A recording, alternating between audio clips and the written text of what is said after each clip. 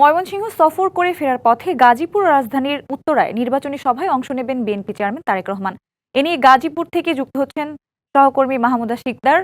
মাহমুদা, তারেক রহমানের সফর ঘিরে প্রশাসনের পক্ষ থেকে কি ধরনের ব্যবস্থা গ্রহণ করা হয়েছে সে সব বিষয়ে জানাবেন।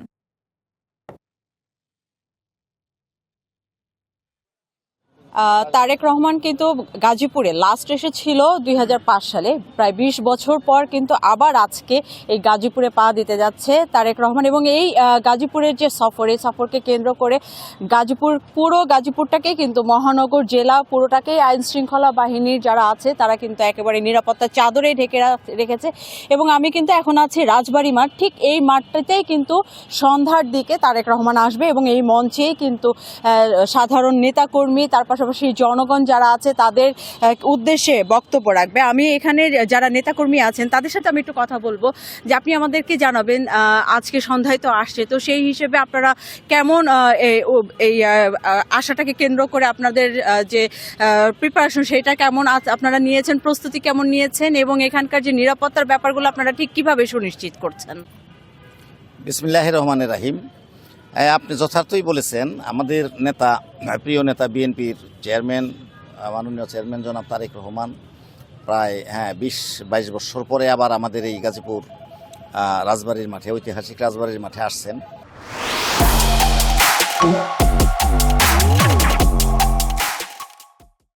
তো এখানে সবচেয়ে বড় যে বিষয়টা, এখানে ওনার একটা আবেগ জড়িত আছে।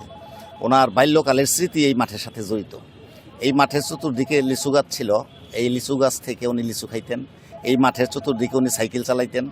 এখানকার এই যে রাজবাড়ির এই পুকুর, এখানে তিনি নিজে গোসল করতেন। এখন তার এই স্মৃতি এই রাজবাড়ির মাঠের সাথে জড়িত এবং সেই শিকড়ের মতো আর কি। তো সেখানে পুরনো সে শিকড়ে সে আবারও আসবে আজকে সন্ধ্যা নাগাদ।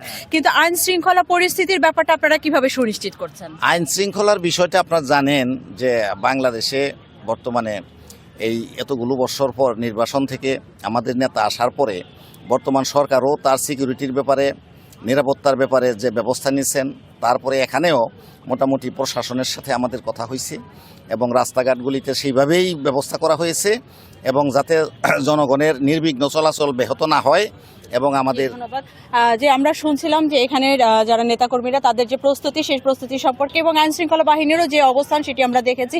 প্রত্যেকটি গুরুত্বপূর্ণ মোড়েই কিন্তু পুলিশ অবস্থান করছে যাতে কোনো ধরনের যানজটের সৃষ্টি না হয় কিংবা কোনো ধরনের আপত্তিকর ঘটনা যেন তৈরি হতে না পারে, সেই জন্য আইন শৃঙ্খলা বাহিনী সেটা সাদা পোশাকে এবং পোশাকধারী সকলেই আসলে প্রস্তুত আছে। এই ছিল গাজীপুরে তারেক রহমানের যে যাত্রা, সেই যাত্রা সম্পর্কে বা আগমন সম্পর্কে সর্বশেষ তথ্য। মাহমুদা, ধন্যবাদ আপনাকে।